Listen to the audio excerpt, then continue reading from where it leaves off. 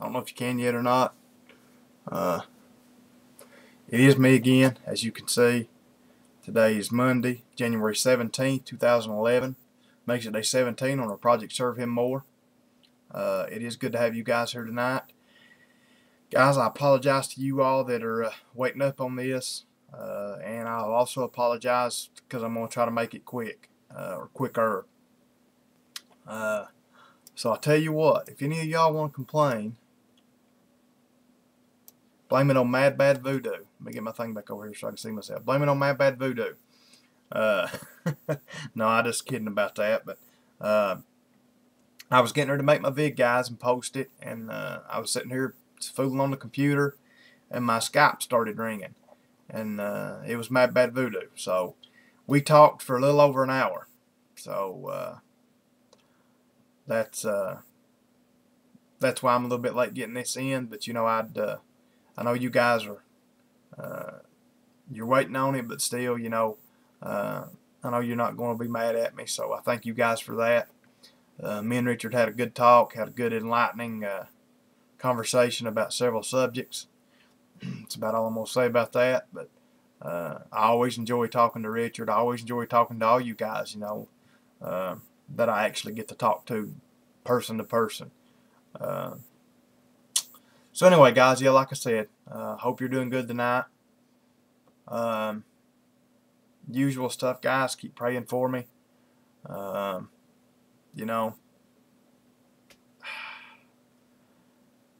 I've also business today, which, you know, Mondays are not good anymore anyway, but business today pretty much sucked. So just pray for me that tomorrow will be better. If you're seeing this on Tuesday, pray that while you're watching this vid that my business is getting better. And I know it's, like I said, it's just the weather. Which so far this week the weather's better than last week. It snowed every day last week, and I mean snowed bad. So I'm hoping this week that I think they're giving from like Wednesday on to snow, but I'm hoping at least maybe we'll get 2 or 3 decent days in. So you all just pray for me. And like I said, I know the Lord's going to take care of me. We just got to pray that and pray it in faith, and let it go from there. You know, that's all we can do. So let's see, what else? Oh, something else me and Richard were talking about. I'm going to try, guys, and I'm going to try to maybe do some little piddling on it Wednesday. I'm going to try to get my camera set up maybe at church, so I can, film my Sunday services. So I may take it Wednesday night and kind of try to get everything set up, kind of, get it where it's going to go, at least kind of see how everything's going to look, and that kind of deal. The only problem I think I'm going to have is getting around the sound. I'm going to have to set the camera close enough to me up front, to where you can hear me. I was going to try setting it in the back, and kind of filming the whole church, but there's no way that you're going to be able to hear me that good, because we don't use microphones or anything. The church is small enough that I just, which I get pretty loud. I mean, to be honest about it, we've got a guy that goes to our church. He's a trustee, and he sings some, and he'll get up and talk every now and then. And he's a real quiet talking guy, soft spoken, and a couple of the old people, every time he gets up and does something, they'll kind of, what? Well, you can see him over there. What's he saying? I can't hear him. I can't understand him, because he's so quiet. They don't have that problem with me. I mean, I usually belt her out, but still, I'm going to try to figure that out, guys, so be looking for that. I'm still going to try to figure out if I want to do this, start making car videos. And I probably will do, like Brother Woody suggested, probably just keep them on my channel instead of starting another channel, and, maybe just start doing playlists, have mechanical videos. And I started to go back one day, guys, and rearrange them in playlists. As a matter of fact, I made one. The Project Jesus videos, but I only put like 50 or 60 of them in it because I've got so many videos made and it's such a hassle to go back.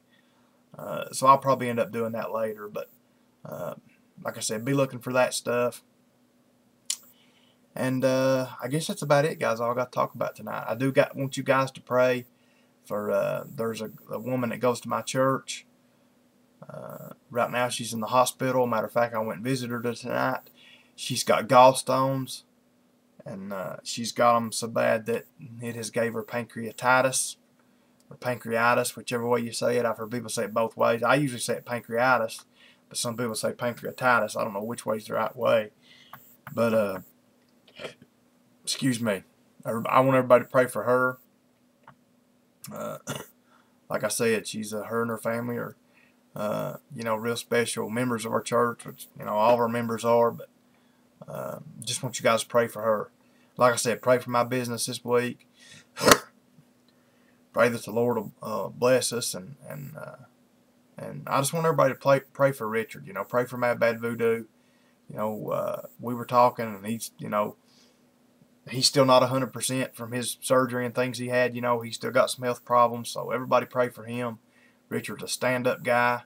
I just hope to get to actually meet him in person before too long. That's what we were just talking about. Hopefully, I'd like to maybe come spring, or at least by summer, get to go to Bell County and meet him, and have lunch with him or something, or whatever the case may be. I'm thinking, because actually Bell County is only 2 counties over from me. Yeah, 2. But they're pretty big counties. So I mean, you're looking about, I think I looked it up once, and it was 82 miles to the zip code that Richard said his house was in. So that's not too bad. A little over an hour and a half I can be there. So that's not bad. So I do want to go see Richard. So, but everybody just pray for him. And I guess that's it, guys. Let's get started tonight. Let's get to the important part. And I am going to continue on, guys, in Mark. I'm going to start in chapter 4 tonight. So here we go. Chapter 4, verse 1. Mark 4, verse 1. And he began again to teach by the seaside, and there was gathered unto him a great multitude, so that he entered into a ship, and he sat in the sea. And the whole multitude was by the sea on the land. Let's see, guys, if I can tell you this stupid computer. And he taught them many things by parables, and said unto them in his doctrine, Hearken, behold, there went out a sower to sow. And it came to pass, as he sowed, some fell by the wayside, and fowls of the air came and devoured it up. Excuse me, guys. This is talking about people, the way we are. You have some people that you think they're saved. Some people are just not going to be saved. That's the sad fact about it. And that's what it's talking about here. Verse 5 says, And some fell on the stony ground where it had not much earth, and immediately it sprang up, because it had no depth of earth. But when the sun was up, it was scorched, and because it had no root, it withered away. These are people that come up, the way I see it, people that, like a guy I know that I'm praying about severely right now, that he's one of these guys, like a lot of people that about a year ago or so come up. Guess what? I got saved last night. I went to church with my wife, and I got saved, and, they think they're saved, and maybe at first they think they're doing something for God, and they think their life's changed, but there's not any root there to hold them. They're not really saved. They're, their lifestyle don't change. They keep doing the same things. They keep doing things they shouldn't do, and we all still do that. But I mean, there's no change in them whatsoever.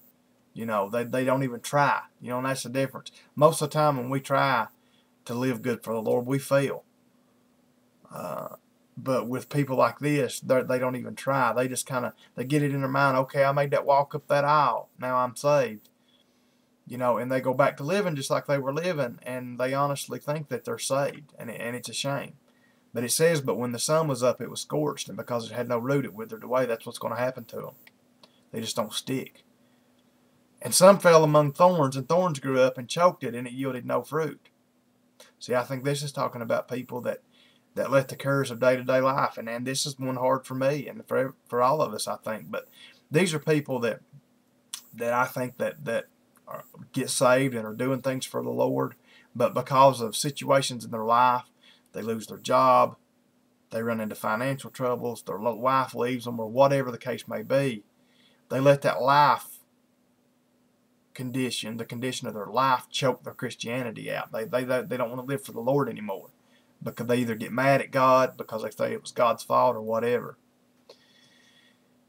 And others fell on good ground and did yield fruit that sprang up and increased and brought forth some 30 and some 60 and some 100. See, that's a good Christian that produces fruit and loves the Lord and does for the Lord and sticks matter though it's a hard uphill battle. And he said unto them, He that hath ears to hear, let him hear.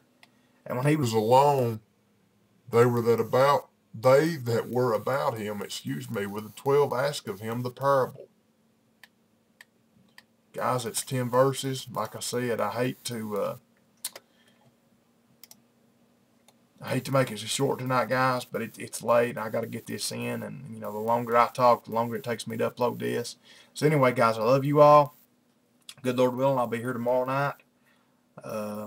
And just keep praying for me, guys. Keep praying that this weather don't kill me. Pray that we get to have church this weekend. And just pray for me in general. I love you guys for it. I'm praying for you guys. Anything you need, let me know. And I guess till I see you guys again. Good night, and God bless.